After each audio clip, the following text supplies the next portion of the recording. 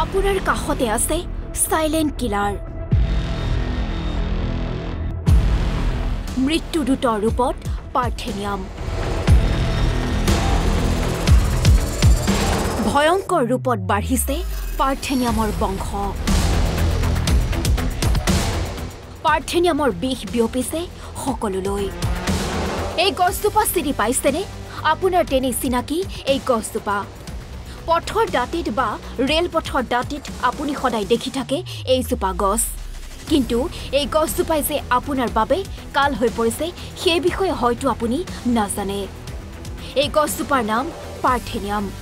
দক্ষিণ আমেৰিকাৰ পৰা ভাৰতলৈ অহা বুলি বিশ্বাস কৰা এই গছজোপা অত্যন্ত ক্ষতিকাৰক পাৰ্থেনিয়ামৰ অণুবোৰ অতি মিহি ই সহজে বায়ুমণ্ডলত উপঙি থাকিব পাৰে ইয়াৰ পৰা হাঁপানি ব্ৰংকাইটিছৰ দৰে ৰোগ বিয়পি পৰে এই গছৰ গুৰিৰ পৰা কৰ্কট ৰোগ বিয়পে পাৰ্থেনিয়ামৰ ফুলৰ পাহি বা কলি শৰীৰত প্ৰৱেশ কৰিলে শ্বাস প্ৰশ্বাসজনিত সমস্যাৰ সৃষ্টি হয় এই উদ্ভিদৰ সংস্পৰ্শলৈ আহিলে হয় চৰ্মৰোগ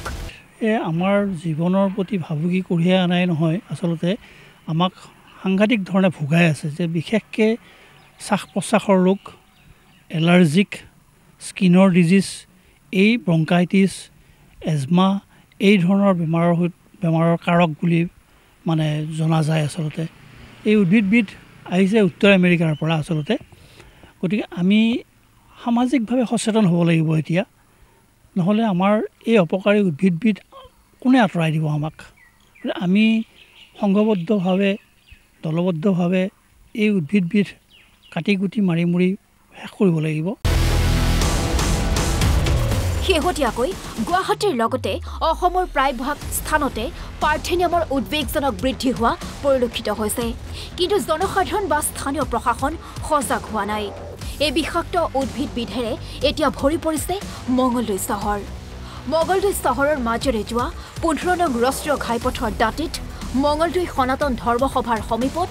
মঙলদৈ নদীৰ পাৰত বিস্তাৰিতভাৱে দেখিবলৈ পোৱা গৈছে এই বিষাক্ত উদ্ভিদবিধ কেইবাখনো বিদ্যালয় কাৰাগাৰ জিলা আয়ুক্ত কাৰ্যালয়ৰ সমীপতো দেখিবলৈ পোৱা গৈছে উদ্ভিদবিধ এই বিষাক্ত উদ্ভিদবিধ সম্পূৰ্ণ নিৰ্মূল কৰাৰ বাবে